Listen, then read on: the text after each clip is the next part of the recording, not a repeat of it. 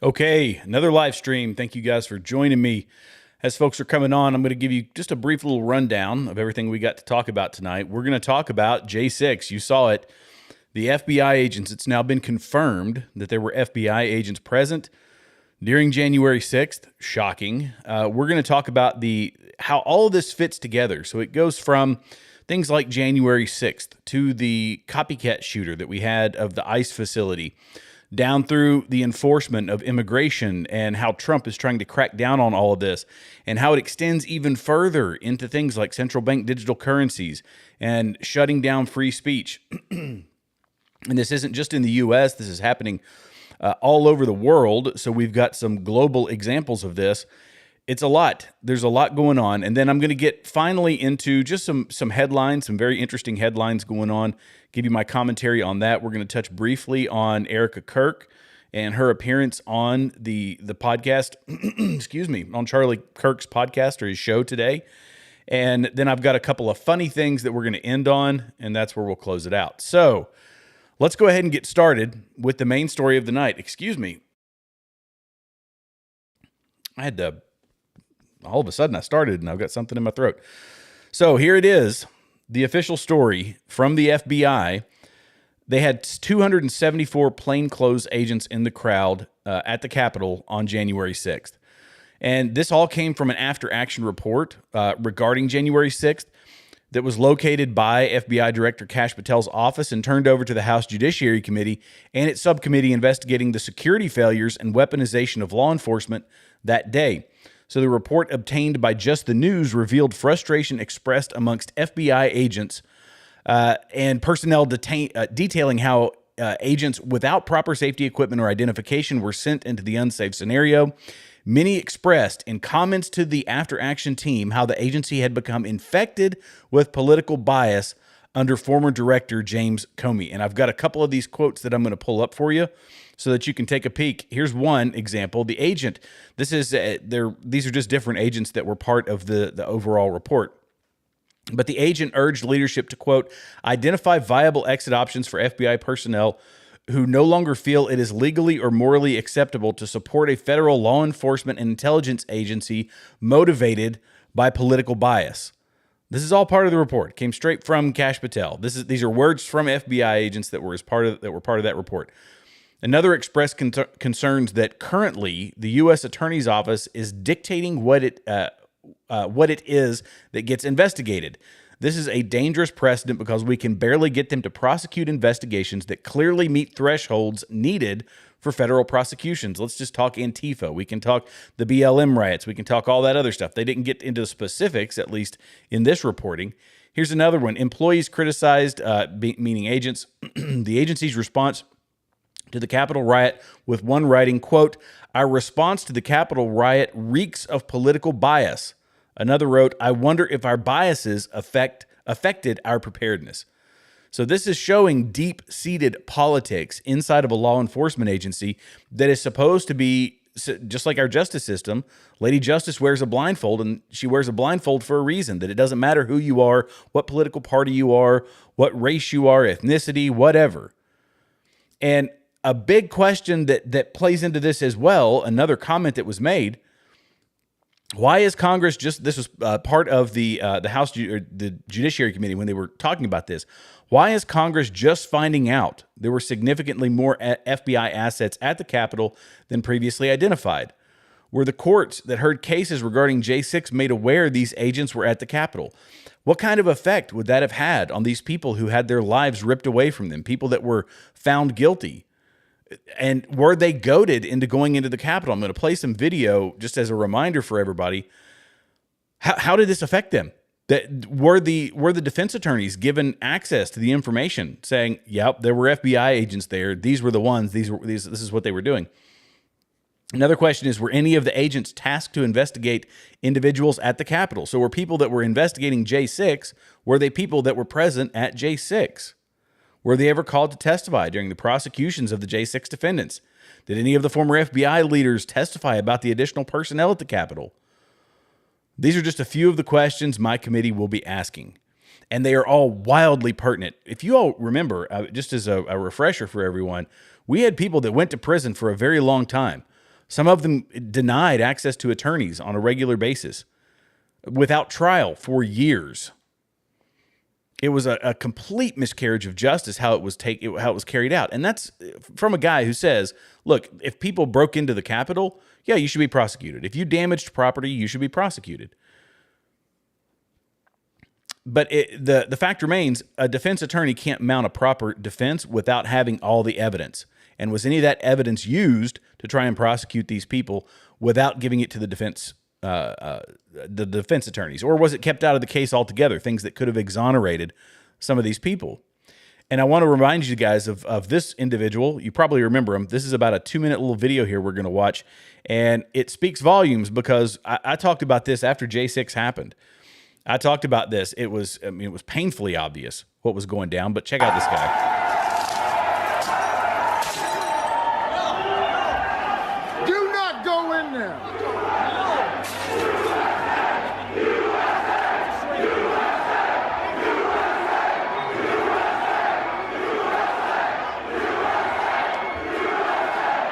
A radio journalist from Michigan was shooting video that day at the Capitol. What he captured were two, most charitably called, suspicious actors, but they are dressed in such a way that led him to believe that they were government agents. And one of them, after the windows had been broken by a protester, it was encouraging people to pull the rest of the glass out and go inside. Bobby Powell, who was the journalist that had shot it, and he has his camera rolling, he told him that would be illegal. And that wouldn't be a good idea. He warned people off not to go into that window. And then he turned his camera around and he caught this agent or suspicious actor pulling a large pane of glass out, this tempered glass. It kind of folds into itself, crunch onto the ground. And when he realized he was being filmed, he... Oh, oops. Sorry. Sure, I just messed up. And one of them, the journalist that had shot it, and he has his camera rolling, he told him that would be illegal and that wouldn't be a good idea. He warned people off not to go into that window. And then he turned his camera around and he caught this agent or suspicious actor pulling a large pane of glass out, this tempered glass. It kind of folds into itself, crunch onto the ground. And when he realized he was being filmed, he quickly dropped it. It seems apparent on the video that he did not want to be seen doing what he just did. So he pulled in a protester and started blaming him. He said, "What are you doing breaking that window?" The poor fellow that was being accused didn't know what was going on. And then he gave him a couple of really good shoves and cocked his arm like he was going to punch him. We don't know. His facial image is not on any of the Sedition Hunters sites or the FBI's most wanted site, but he clearly was committing criminal damage to property, and he has not been charged. So it raises a question of why. Also, the individual trying to, again, opening the window up is even encouraging people to enter, I believe, as well? Yes. What's he saying? Well, he said, "Why don't y'all open the rest of it up?" Why don't you guys open up the rest of it? Because I think that would probably be illegal. Oh, I know my glasses. And this guy, by the way, looks like a Fed. He looks like a Fed, walks like a Fed. I said that he'd been shopping. In my mind, I thought this guy's been shopping at Ranger Joe's or something. But just the way he walks, the way he moves, I thought that dude's a Fed. It's not just your run-of-the-mill Joe Schmo tearing out the window. His behavior was this an FBI agent? I don't know. Initially, my take was, yeah, it absolutely is. That he's got to be a Fed. But, we got to remember, too, we saw inside the Capitol, and I combed through the footage when they started releasing the thousands of hours, and I'm one guy. It's nearly impossible to go through all of that footage. But you would see similar things to this. If you remember, we had the people that were, these protesters, these people getting handcuffed, and then they get brought over to a side room, and they release them. There you go. We'll cut you loose, buddy. And we'll sit and have a conversation. We'll chit-chat for a little while. Plus the videos that came out of the Capitol Police that were going into rooms and coming out dressed as Trump supporters. So the veil has finally been lifted after years and years. And guess what? We were right. And it's not a soft landing, because people are coming out, wildly vocal about, hey, we knew this, we called this. Where's the accountability? We want some accountability. And is Kash Patel going to be able to provide any accountability? I don't know. We'll see. But, all the evidence was there. They told us that we were nuts. And this whole thing, as they admitted themselves, the FBI agents in this after action report admitted, this whole thing reeked of political bias. And in my mind, selective prosecution. Selective prosecution based on politics, and that's not the way it's supposed to be. So they tell us still, though, that even though that was our last riot, if you want to call it that, people being goaded into doing things, a lot of folks that were prosecuted, they love to tout the number. Most of those people, like the little old lady who was a cancer patient, walked in with no one telling her she couldn't come in. It was after the whole thing had taken place. She snaps a couple of pictures, she leaves, and she gets put in prison as a result. But no, we're the party of violence. We're the party of violence. Meanwhile, we've got things like this. And I'm going to tie all this together because we got several other dots that we have to connect.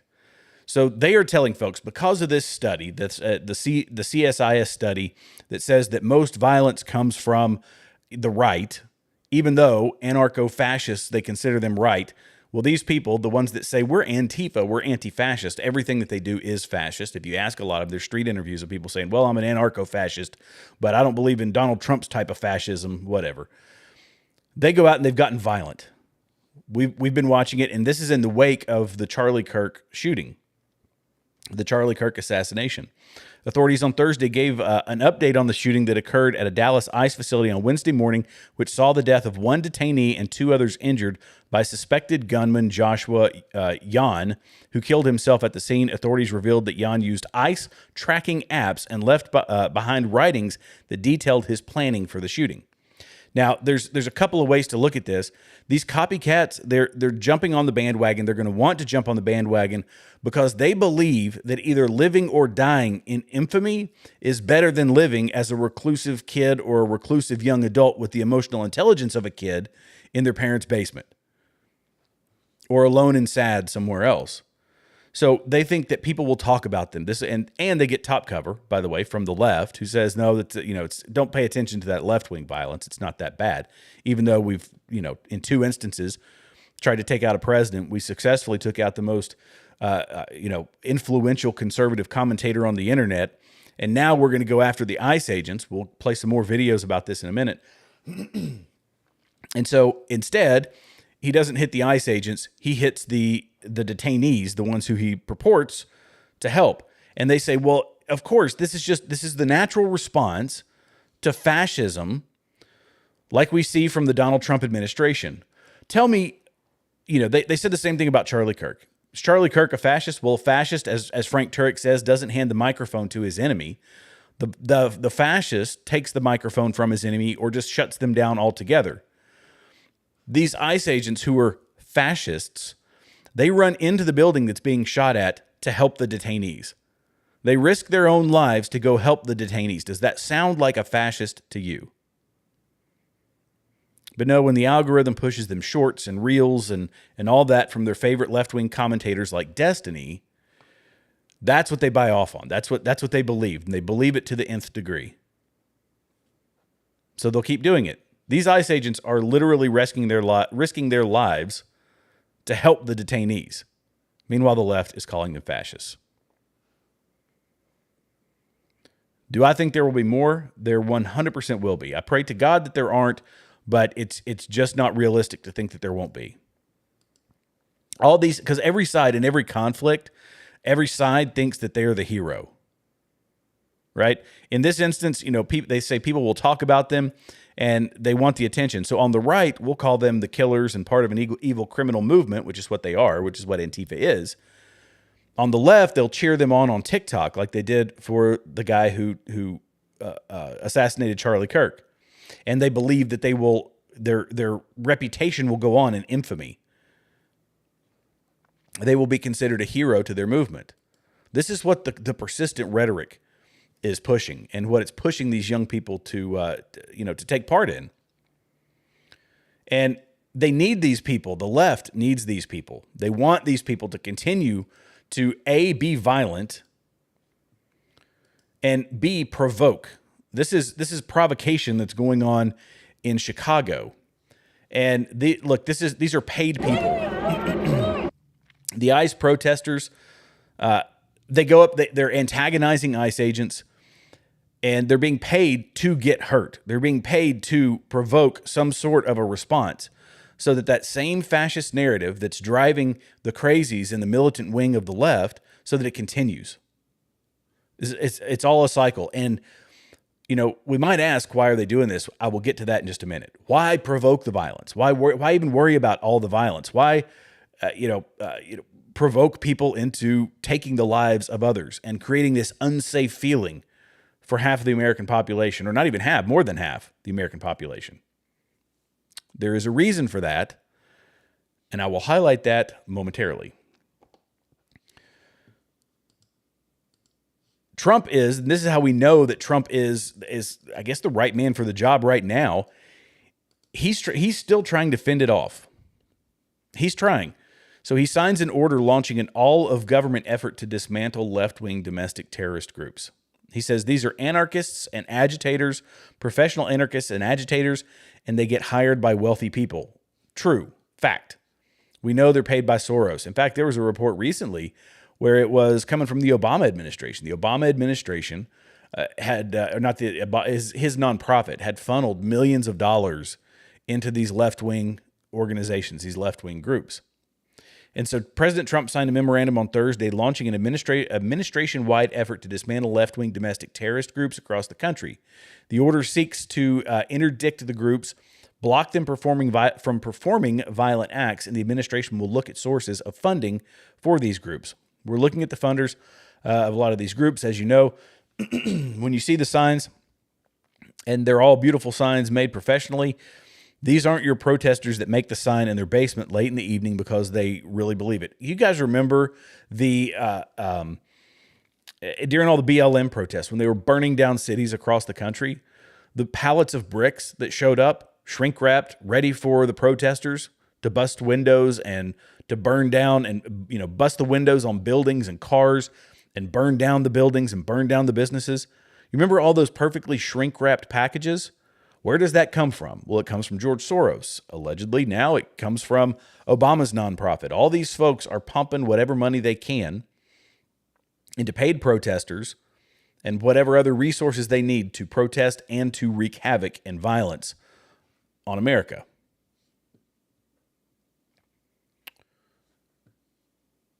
Let's see. So here we go. This is kind of the one of the key takeaways from this. Why promote the violence? Why push so much violence? What's the point?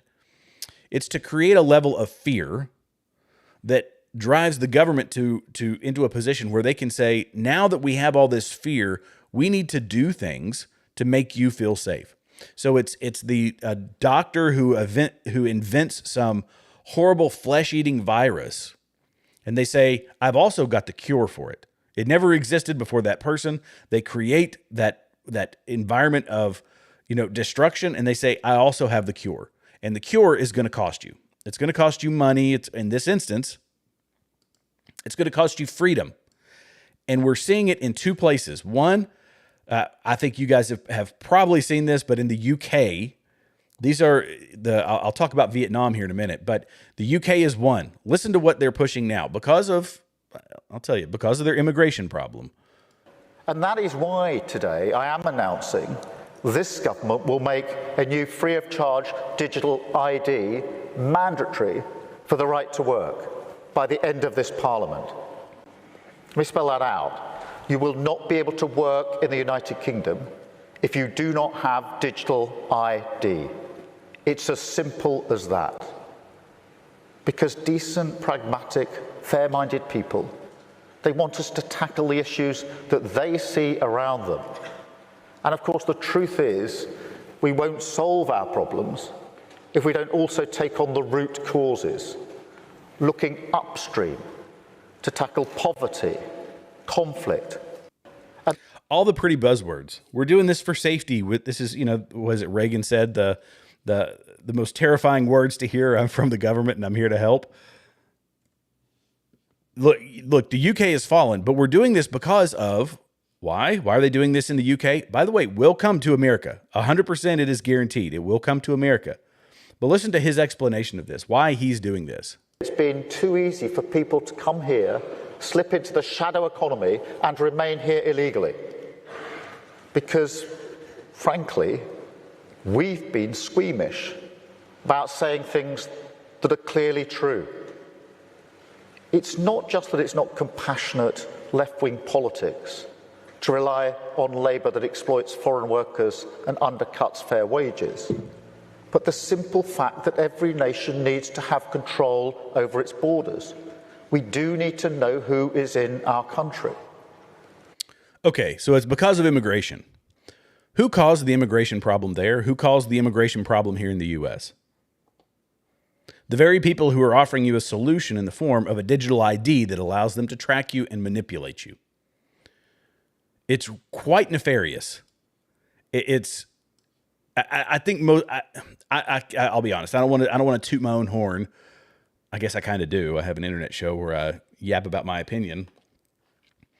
But I will toot my own horn that this is something I called. I knew this was going to happen. You knew that was the only end state for this push for CBDC, for our central bank digital currency, for digital IDs. And we've already seen it in a test bed. And the test bed was Vietnam, of all places, a place where they have authoritarian control over their population. And in this instance, millions, literally millions, 86 million bank accounts across the country were deleted. And there are reports now of people who had to fly back. They couldn't get access to their money. Like if they had money in a Vietnamese bank and they were in the US or they were in some other country, they had to fly back in order to get their digital ID, their biometric ID, so that they could access their money. When you give enough central control to the federal government, their ability to wield that power over you over us becomes so simple. And this is why I'm opposed to not just a CBDC, but just about any type of central government controlled. This is why I'm a free market guy. And I don't like a lot of these public-private partnerships, because that puts the private enterprise that's supposed to be, safe for us as consumers, it puts them in bed with one another. The power brokers become consolidated, and we definitely have that. We've got a lot of public-private partnerships. We've got a lot of these disgusting relationships between politicians and massive companies. I rail on State Street, BlackRock, and Vanguard, and the horrific practices they have of buying up homes here in America in order to leverage that power, that their ability to buy out entire neighborhoods and turn everybody into renters. That makes everybody subservient. You don't own your own home. You'll never own your own home. You'll only rent from the people who can control your housing situation. And so this whole event in Vietnam has spurred a lot of concerns. And this is how all this stuff ties together, right? It ties together because the chaos that we see in the UK, the chaos that we see here in the US with violent extremism from the left, it's coming from the politicians. It's coming from the George Soroses of the world. They're funding it. They're making sure that that continues, because if you want to have a central bank digital currency, if you want to have a social ID or a biometric ID that the government can control and the government can track, and they say, well, you can't even have a job unless you get this. That's how they wield the power. And they're trying to do that here in the U.S. That's why I believe that Charlie Kirk wasn't the end of all of this. Charlie Kirk was the beginning. That event was the beginning. And what's the next thing that they have to take? Is they have to take our freedom of speech. And this is happening in California. Frightening legislation. You got to think that's 39 million people out of the U.S., out of America's 360 million. But a lot of these companies, these social media companies that this legislation targets, are in California. So what does this do? This is Senate Bill 771 in California. And the trigger for liability, it's platforms face penalties if their algorithms relay, i.e. recommend or amplify, flagged, hateful, or discriminatory content to users, or if they act as joint, let's see. This is applied to content violating civil code sections on personal rights, i.e., prohibiting intimidation or threats against marginalized groups. So the coded it's not even coded language in here. It's wide open. Okay, hateful or discriminatory content. This whole words are violence sort of movement from the left is, I mean, it's sick, and it's antithetical to our First Amendment, because hate speech isn't actually a thing. Speech is obviously never violence, unless it's a call to action. That's where it becomes a problem. But they're saying, we can fine you up to $1 million per incident. $1 million per violation, and a violation occurs when amplified content leads to a successful civil rights claim. Repeated or willful offenses could stack penalties. So you better be careful what you amplify, what you allow your algorithm to amplify. Do you think that right-wing ideas inside of California will be amplified? Absolutely not. Do you think conservatism will be amplified? Absolutely not. Unless these companies, every time there's an incident, to put it in perspective, there's about 800,000 people podcasting right now. 800,000. It's a wildly competitive market. And of those 800,000 people, how many of them are conservative folks? In any instance of amplifying, if the algorithm catches hold of something that is hateful content or discriminatory content, left to the discretion of, California, then they could be sued up to $1 million per incident. This is a way for California to leverage state legislation to manipulate the American social media atmosphere. There's more to it than that, and I know these things are going to be fought in the courts, and do I think it's going to be? It's sitting on Gavin Newsom's desk right now. Do I think it's going to pass? Yeah, it absolutely will pass, because Gavin Newsom, he rolls over quick and easy for anything the left wants him to do. But it's going to set an interesting precedent. How this is fought in the courts is going to be, it's an interesting precedent, because once California does it, other states can do it too. Other left-wing states. And before you know it, you've got a preponderance of states, left-wing states across the country, like New York, that are saying, yeah, we're okay with that. Let's ban the hateful content. And oh, by the way, conservative content is hateful content. And it's all for elections. It's all for votes. It's all for control over our voices. And despite all this, despite their best efforts, the American people still give me some hope. Listen to this. Listen to CNN break down this. Some of these stats. What do you think? Yeah, what are we seeing? Donald Trump being underwater, Democrats saying, "Oh, this guarantees us we're going to fly high in the midterms." Let me tell you, this guarantees you nothing, because at this particular point, the Democrats are the New Orleans Saints of political parties. What are we talking about? Trust the Dems or GOP more on the economy? Who leads on the economy? Republicans by 7. Immigration, Republicans by 13. How about crime? A big issue for Donald Trump and the Republicans. Look at that, lead by 22 points. So the bottom line is this: at this particular point, the ball may be on the ground, but the Democrats have not picked up the ball and running with it. If anything, at this particular point, it's the Republicans who are running with the ball on the top issues: the economy, immigration, and crime. Give some context on this. Compare this when Republicans last took the House. Yeah, let's compare it back to 2022. I think this kind of gives away the game right here. Okay, the GOP is more trusted than the Dems on the economy. It was 12 points in 2022. Slight decline in that lead, but still 7 points. How about immigration? It was Republicans by 3 back in 2022. Look at this. The Republican lead's actually gone up by 10 points. What are you doing, Democrats? My goodness gracious. And on crime, the Republicans were up by 13, and now they're up by 22. The lead, again, expanding by nearly double digits. So whatever Democrats are doing, it ain't working, Kate. It ain't working. Republicans have the lead on all 3 issues. What's the reason that you are finding so far that's driving this? Yeah, I mean, look, it's all about the center of the electorate, right? You win with independents, you win overall. And what do we see right here among independents? Republicans still have a point lead on the economy. They got a 10-point lead on immigration. They got a 21-point lead on crime. The bottom line is, when you look at these numbers, Democrats should call their offices, because at this particular point, even if Republicans, or even if the public doesn't like what Donald Trump is doing, they ain't necessarily liking what Democrats are doing. And it ain't just a referendum on one party. You actually have to go out and beat that party. At this particular point, Democrats are not able to beat Republicans. They still and again, this isn't as Donald Trump came into office. These are numbers from this month. These are numbers from September of 2025. We still find that the Republicans leading on all three of these issues. And of course, this economy will be the key. If Democrats are going to win, they're going to have to likely win on the economy. And at this particular point among independents, you see that 1-point lead for Republicans. And overall, at least according to the Washington Post, they hold a 7-point lead on the economy overall.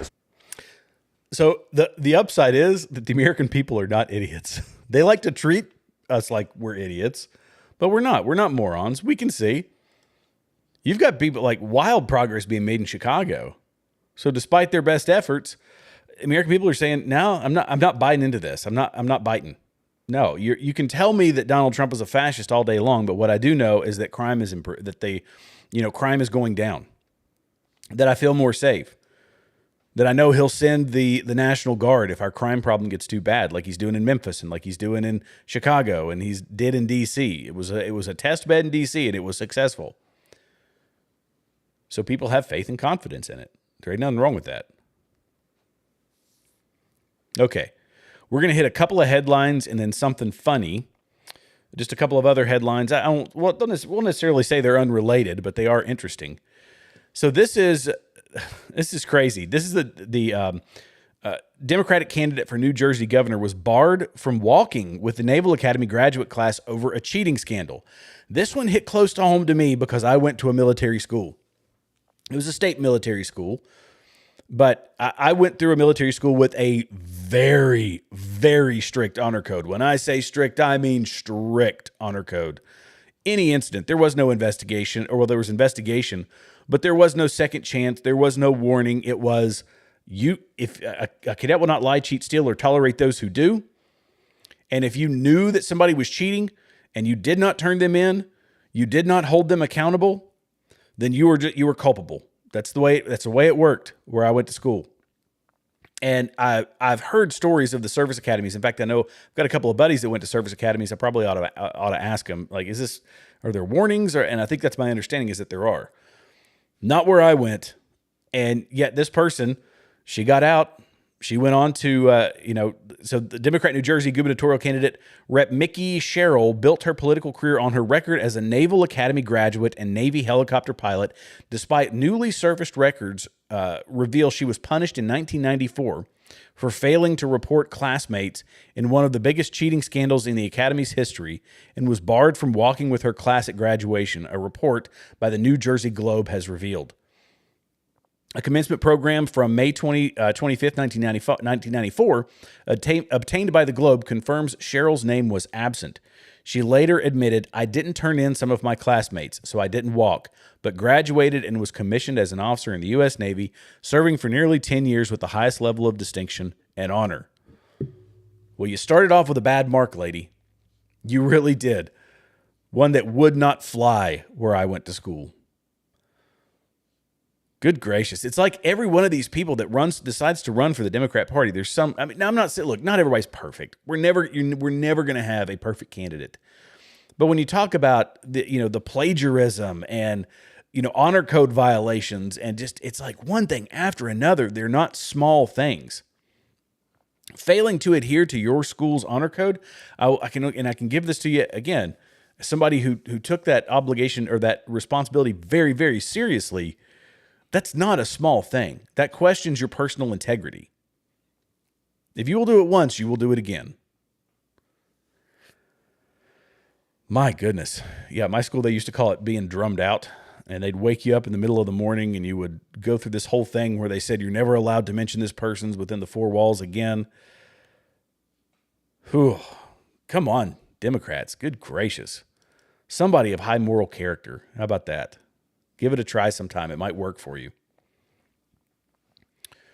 On a positive note, I guess a heartwarming note, comedy legend Tim Allen He finally forgives the man who killed his father, citing Erica Kirk as an inspiration. I thought this is a pretty cool story. So actor and comedian Tim Allen revealed Thursday that he has finally forgiven the man who killed his father more than 60 years ago, saying he was moved by comments made by Erica Kirk at her late husband Charlie Kirk's memorial service on Sunday. When Erica Kirk spoke the words on the man who killed her husband, that young man, I forgive him. That moment deeply affected me. I've struggled for over 60 years to forgive the man who killed my dad. I will say those words now as I type. I forgive the man who killed my father, Allen posted. You know, I think that memorial service, the impact is, I think it's so much bigger than we think. I talked about how beautiful it was. The worship music was amazing. Of course, the conspiracy theories are going nuts. I showed the one yesterday in my live stream about people saying she was a child trafficking Mossad agent. I mean, people are going nuts over that stuff. At the end of the day, it was a beautiful message. It was a wonderful service, and I think the impacts are going to be seen for years. People will be popping up, whether it's in the public space or what have you, saying, yeah, I was deeply impacted by this. I got involved because of this particular event. Okay, we're going to close off with a couple of funny things. I've got 3 funny things, and then I'll get to the comments. Stray Kitten, you've been firing up the comments tonight. Thank you so much. I appreciate it. Lots of comments. This one's funny. Here we go. Quick little video. Welcome to Minnesota, where every moment is an adventure. From the tranquil natural beauty of our waters to the rich culture of our cities, Minnesota is where unforgettable memories are made. Go inside now! Get in the house! Step into friendly neighborhoods that make you feel right at home the moment you arrive. Stroll through vibrant streets, soak in the energy of our dynamic nightlife, or indulge in a shopping spree at one of our world-class boutiques. And behind it all is strong leadership and inclusive policies that create a place where everyone can thrive. Minnesota, we're ready to be your next adventure.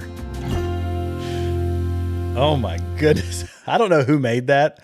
So it was posted by, let's see who it was. Dustin Grage. I don't know who that is, but he said this new Tim Walz ad goes hard. And I was like, good grief. I thought it was hilarious. Oh my goodness. Here's another one, another funny video. Because we got to laugh to keep from crying. But, oh, come on. X, do your job. Here we go. Check out this. This was Adam Carolla on Jesse Waters. In customs enforcement, right? They hate ICE. It's a national organization. Start it with the word N. Start it with the word N. I love it. Good luck trying to. Can you imagine? National. Can you imagine Gavin Newsom?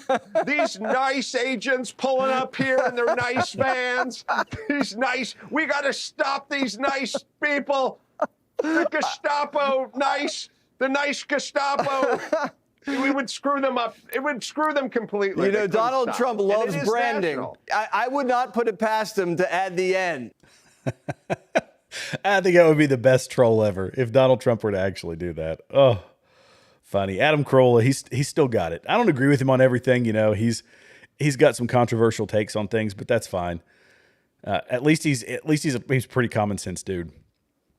All right, the last one, and then I will get to some of these comments, which are mostly from Stray Kitten. That's Ellen Janey. Yeah, there you go. All right, here we go. Donald Trump, one of the best trolls out there, loved it. So this was posted by The Blaze. Trump really just put a picture of Biden's auto pen on the Presidential Walk of Fame. That's what he put up. You know, you've got all the presidents, you've got 47 presidents, and here we go. He puts in place of Joe Biden, he puts up Joe Biden's auto pen. I mean, come on. That guy he's the best. He is the best troll out there. Oh my goodness. That made me laugh.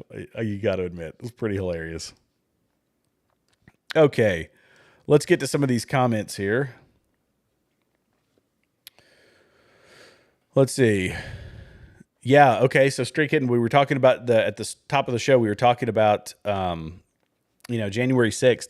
What about who broke the glass where Ashley Babbitt was shot? She'd still be alive if they hadn't broken the glass. Yeah, she climbed through, not to mention the person who actually shot her. And Ashley Babbitt was the only person that was killed on January 6th. The guy got promoted. Obviously, he didn't see, any repercussions for what he did.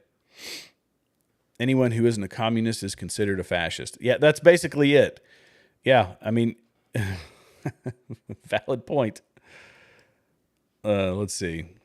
So, okay, this is one. They're not all being paid. No, but I think the people that are leading it, that are organizing it, they are being paid. And then the rest are just lemmings. They're the ones that are just kind of following along. So, yeah, I agree. But they're not all being paid. But boy, a lot of them are. Let's see.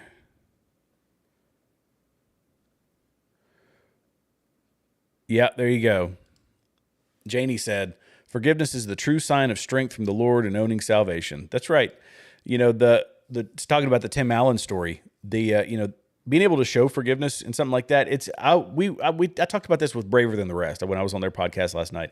We talked a long time about forgiveness, and forgiveness is not for the person. That person still, the guy who killed Charlie Kirk is going to meet justice in some shape, form, or fashion. The forgiveness is for her because she can't bear that. She can't carry that burden around for the rest of her life.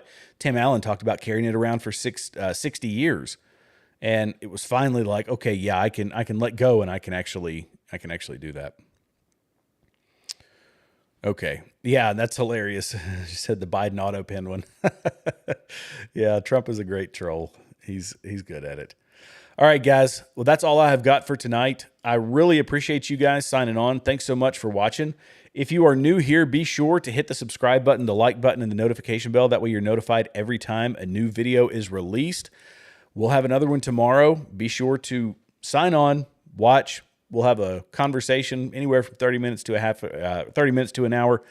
That's my usual go-to time. I appreciate you guys. I appreciate you all very much. We'll see you in the next one. God bless you. God bless America.